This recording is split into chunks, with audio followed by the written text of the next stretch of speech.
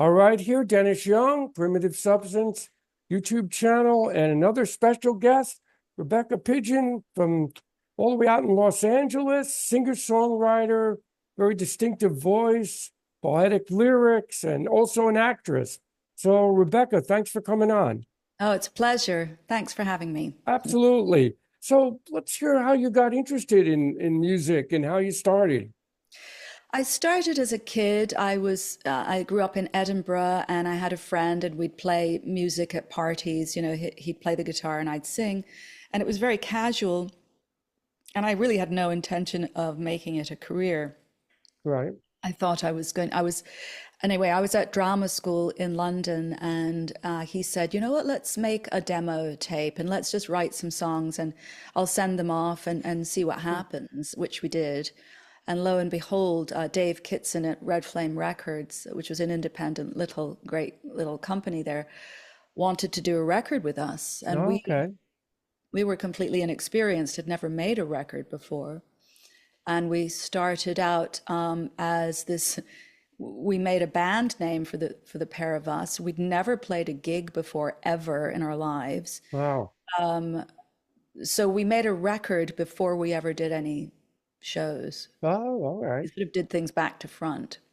That's different. I mean, usually it's the opposite, where you do a I lot know. of shows before you actually I know. record. That's pretty neat. But we had this interesting bunch of songs, I guess, that we'd recorded quite, it had quite a vibe to it, and we sent it off. And Dave Kitson really liked the sound. So, Oh. mhm. So so the first record you did was The Raven, right? Is that the first Well, record the that? first record I did in the States is The Raven. Yes, Okay. that was with Siousxie Records in New York, actually. Oh, okay. That was recorded at the Kaufman Astoria Studios in Queens. Hmm.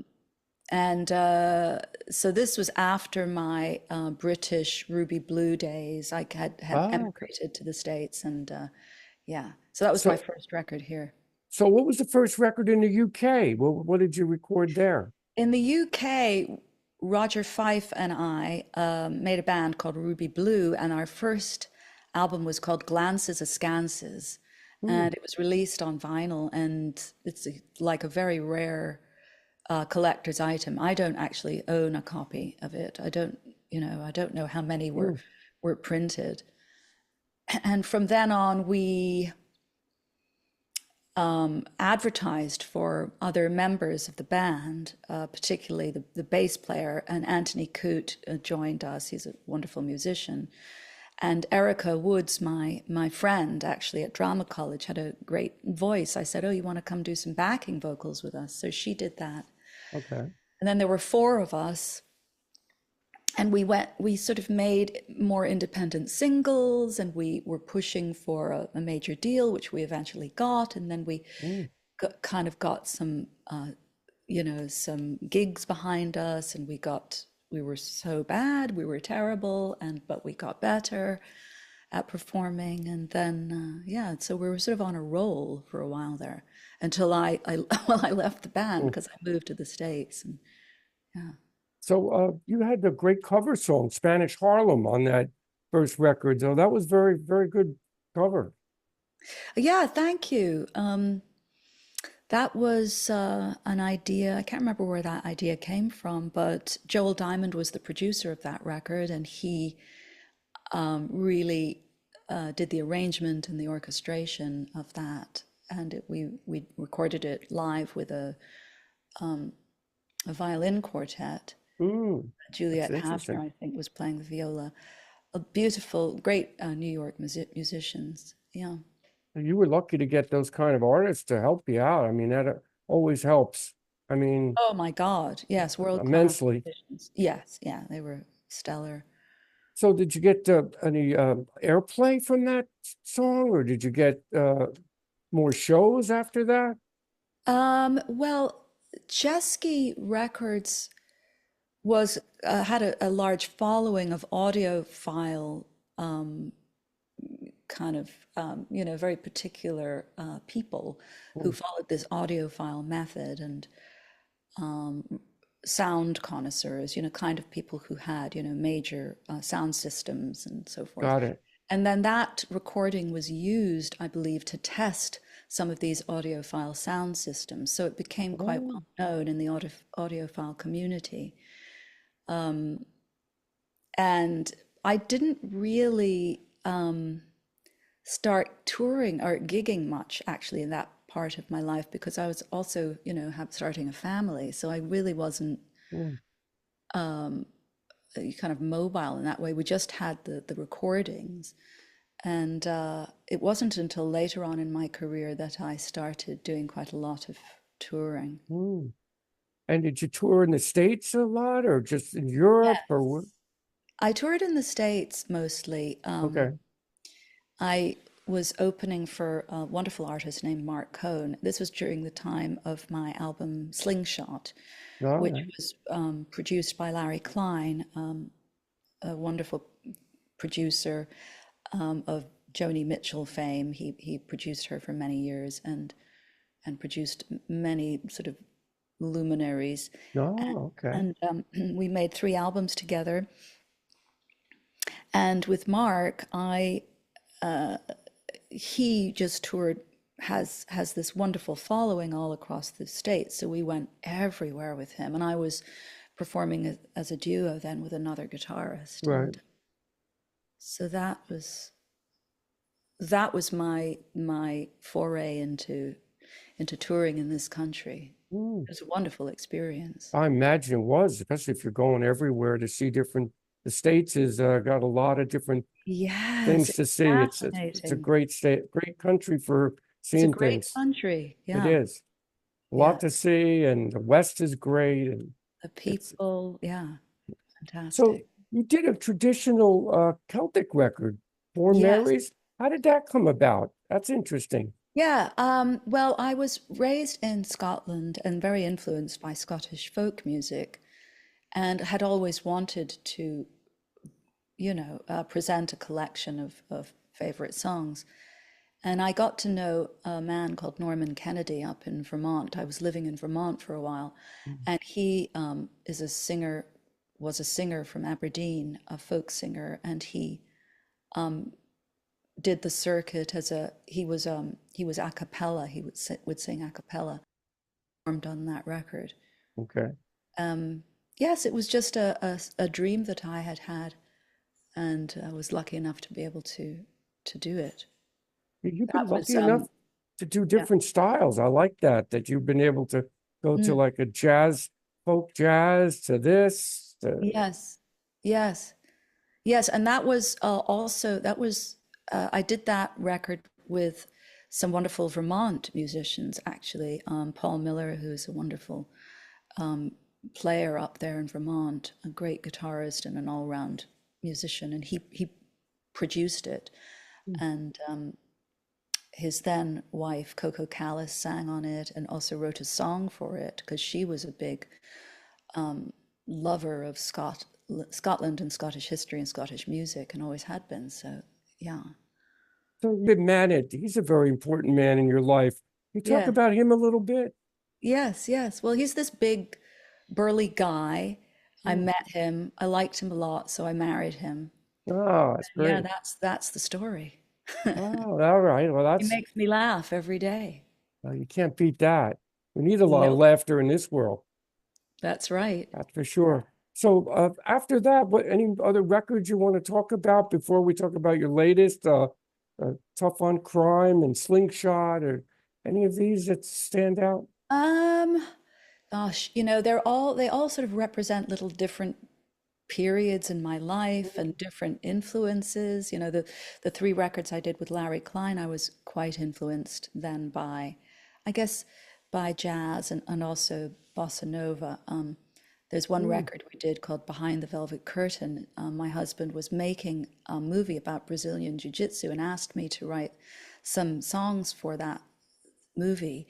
And so I was, Larry Klein, who produced it, had just married the wonderful Brazilian musician and great singer artist, Luciana Souza. And so I'd been listening to her a lot, quite influenced by her. no. And in the end, she sang with me on the record. And in fact, I asked her to translate and sing my lyrics into Portuguese and sing in Portuguese. And also she makes an appearance in the movie singing one of the songs.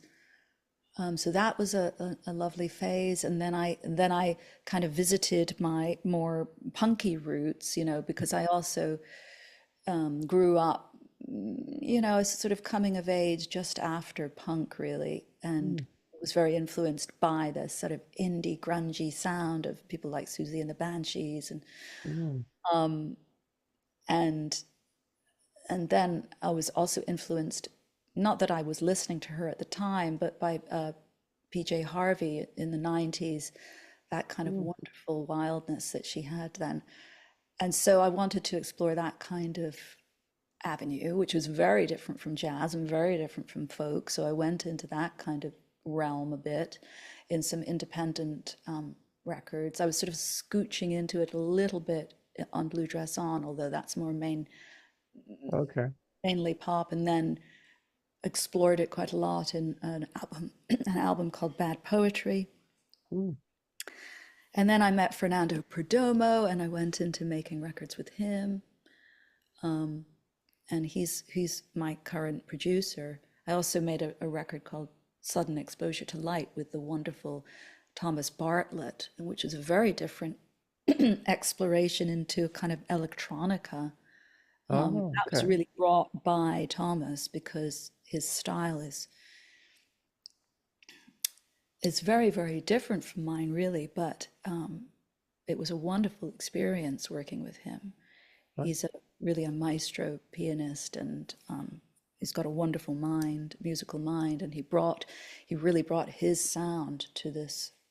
It was a double album. The first Oh, okay. side was called Sudden Exposure to Light, and the second, excuse me, was called Comfort, and that was produced by Fernando Perdomo, much more of a rock sound. Now, besides guitar, what else do you play on these records? Is there other instruments that you play?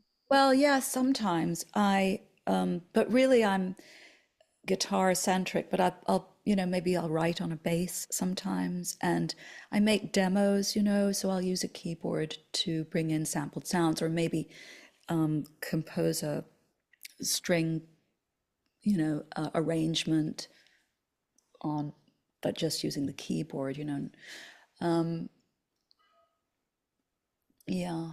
I'm curious, what comes first to you? Do you write the lyrics first, or do you the music? How do you It's compose? generally the music that comes first, but I kind of like to have a lyrical theme at the same time that I'm searching for the melody. So in a way, it's as if they come together, because I find that when I'm just rooting around through chords and melody ideas, but I don't have a vision of where it's going, then nothing interesting comes out. So I have to have this kind of through line, some sort of lyrical idea, I suppose, at the same time as I'm exploring where the song is going to go. I have to have an idea of what the song is about. Well, that comes to you. I mean, sometimes songs come fast, take a while. I guess it's all up to your mood or how you're feeling. Yeah, And you're talking like a songwriter now. yeah, I am. I do my own sound for my record, so I know how Yes. it is. You have to Yeah, really that's feel right. it too. You have to feel the Exactly. music to really, Yeah. and then I think with especially acoustic guitar songs, the sadder songs really are, I think, easier to do than, the Uh-huh. happy songs. Yeah, that's funny, isn't it? I wonder why Yeah, that. it's very unusual, but that's the way it goes. It seems that's for me anyway. I mean, I'm sure other artists feel that. It might be something to do with one's body position over the guitar. You're Maybe. sitting in a kind of cradling position, and it's lends itself to introspection, Mm. and you can be very quiet, of course, on the acoustic guitar. Now Yeah. let's talk a little about your acting career too. You've also done acting. I see movies, Spanish Prisoner, and a couple others. How did you like doing those? Well, I trained as a theatre actor in London, and I've always had a passion for acting, Mm. especially work by authors whom I revere and admire. I didn't really love acting so much when it was, the TV sort of paid work. That just kind of I found a bit depressing actually, because I didn't find sometimes I didn't find the scripts that interesting at times. But I think that, it goes back to my training, which was in theater, in, plays by people like very interesting writers like Pinter and Shakespeare and Beckett and Chekhov, and I love working with my husband David Mamet, who's a great writer. It's really quite formal actually, and musical in its structure, and maybe that's why I love it so much. I love words, I love poetry, I love the muscularity of of words in poetry, and the how they are evocative, and how they are, I don't know, they can take you to a place that's challenging, that that makes you think and makes you reflect on your condition and life, and make you question, and make you wonder. Whereas, the sort of soap opera model of television tends to be more sort of emotionally manipulative, to kind of engender some sort of fake feeling, Mm. which leaves you, and also wants to engender some sort of decision on the part of the audience of, oh, this thing is right Yeah. and this thing is wrong. That's just boring, and not, it doesn't change you as an auditor. Mm. Now, how do you get into, like, all right, I can admire actors that all these cameras are on you, all these lights, and then you have to get into that frame of that actor or character. How, I mean, That is that's pretty that can difficult. be that can be really challenging on a film set. Yeah, I'm sure it it can. is. Yeah, I mean, if you're having a bad day or you don't feel yeah. good, and then all of a sudden you have to be that character, I mean, that's a lot of training and discipline. Well, you can't really rely on feelings coming.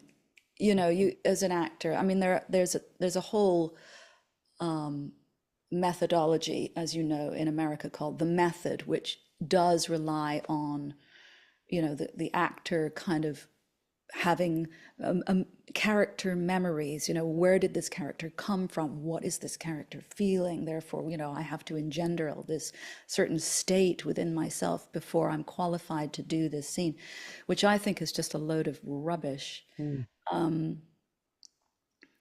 It's important to have an actable, fun action to do, to understand what the character wants in the scene, and equate it to something like something that you can understand, and therefore you can act, right? Mm. You can act within the scene. That's why Okay. we're called actors. The other Right. thing, pulls you away from any action, and into a sort of introspective, closed off state that has nothing to do with playing a scene with another person, right? But if you're simply realizing that you have an action, then you're going to be concentrating not on yourself in a sort of model and self-conscious way, but you're going to be concentrating on the other actor, what you want, which will then bring you to life as an actor, and feelings come, of course, as a Mm. byproduct, Right. but Yeah. you're not like striving to, that they're not the end goal, right? You're not, it's like you've not acted the scene in front of the mirror before you've brought it in, so, and therefore you're freed up, and surprising things can happen which will Yeah. surprise you, and make the theater alive. Well, theater must be really something else to do. I mean, that must be. I've gone to a lot of community theater productions, and some are really great. Others, they don't get it. But that's a real skill in itself. Remembering all those lines and places to go on the stage to go. Yeah. Have you done theater in uh, Yes. Yeah. L.A. or? Yes. Yes. You know, it's a bit like learning a score, right? You say, how do the actors remember all those lines and so forth? But Yeah. it's like learning a piece of music. Hmm. And the actually the choreography on the stage, it's called the blocking, it is really a great mnemonic as well for actors because it reflects, you know, where they are in their gaining of their objective, you know, Yeah. and but also you associate certain parts of the script with where you are on the stage or where you are in space, right? And you learn it through your body in that kind of way. And so it's not like learning something like a parrot by rote. That's very, very difficult. You're Right. always in a sort of flow state of association. And Well, and everybody has to work together, I'm sure. The other actors yeah, have to really sink in to make it work. yes. And and you know, it can be jarring when somebody's really not in sync or somebody's really having trouble. Right. Uh, you know, there's moments, you know, every actor can tell you, you know, scary stories about when they dried up on stage. They couldn't remember the lines and, No, right. you know, these Well, horrible pauses. well, it happens the same thing when you're performing a song. Yeah, Forget the exactly. lyrics. So you're on the same path there with acting and music. Yeah. So so what are you currently working on now? Are you doing it new music or acting? What's Yes, well, I've got this new album coming out called Unillusion, okay? and I'm just kind of doing marketing work for that, and I'm going to be doing a record release show here in Santa Monica at McCabe's on August 31st.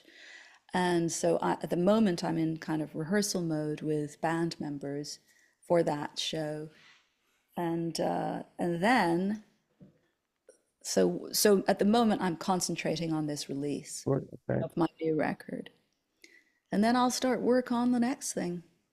Are you planning on doing any shows out of California, maybe out east here in New York area? I would love to do that, and I might. It'll just depend on really.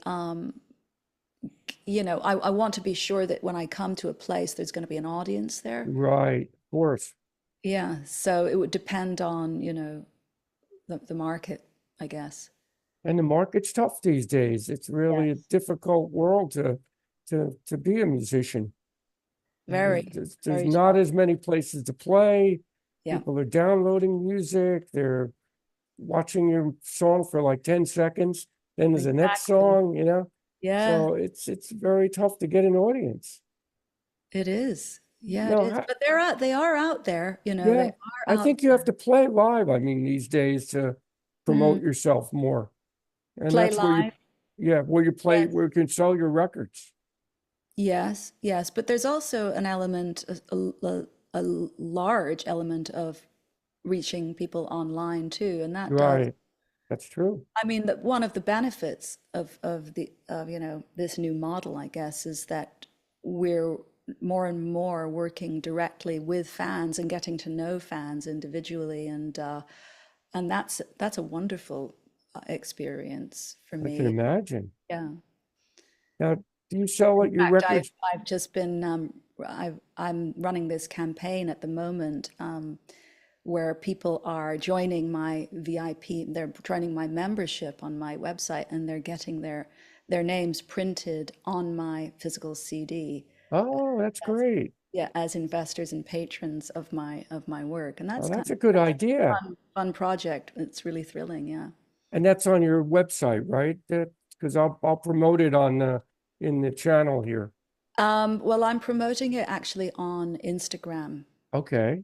Yeah. So, but yes, they can. absolutely become a member on my website as well. Okay. There's a place where they can absolutely join. But this offer ends on July 31st because I need time after that to get the CDs printed. So Okay. so it, yeah, it closes like in a couple of days. Yeah, everybody out there, join up now while Yeah, you yeah, yeah. can. You get your name on my record Please. You got as a two thank days. you. Yep. I'm glad you came on when you did. At least you have a few more days to Yeah. sign up. I have a Yeah. lot of music subscribers out there that love Yes. all types of music. So Cool. that's Cool. why I've been trying to interview all different type of people. I don't limit it to just, punk or rock or prog. Yes. Yeah. You're an all-rounder. Me too. I love all different kinds of music, Yeah, and it's important. that's why I've kind of explored different genres in my life, just because I love so much. Yeah, and there's so much now with the internet to find Yeah, so much music. It's I kind of know. overwhelming at times. It is. Yeah, and there's so much great music. There is. Wow. Yeah. Now, do you sell most of your music online, like a Bandcamp, or you use? Yeah, I mean, I sell my CDs just on my website, but I'm on every streaming platform, Oh, okay. and I'm on Instagram quite a lot, and a little bit on Facebook, and also on YouTube. Yeah, Okay. Well, I but got your. Spotify has everything. Oh, I It- know. They don't yeah, pay you anything, but they have a right. lot of everything. Exactly. It Yeah, is what it is. I mean, it is what it's it tough. is. But that's the way it goes. So we can find you on your website, and then also, are you gonna, after this, you're gonna do any more acting at all? Yes, I plan to. Great. By the way, I should say that my website, if anybody's looking to join up, is RebeccaPigeonMusic.com. Okay. Yes, I'm planning to do a play actually, I think in 2027. We're Okay. in London with my friend Patty Lupone. Um, so we might do a play. Well, you got a lot lined up. It's great. You're staying creative. Anyway, that's pretty much it. I appreciate you coming on and talking about your music and your It's a creative pleasure. career you have. It's a pleasure, Dennis. Ah, thank you for taking the time, and I'll put up the description in the video of where to find your music, where to sign up, as we've got a few days left. And then I put up a few shorts, less than a minute shorts, Cool. and they get a lot of response. Great. That's smart. And the channel's growing, so just got to keep going with it. That's all you can do. Yeah, good luck with it. And yeah. Thank you. And I did this for the love of music.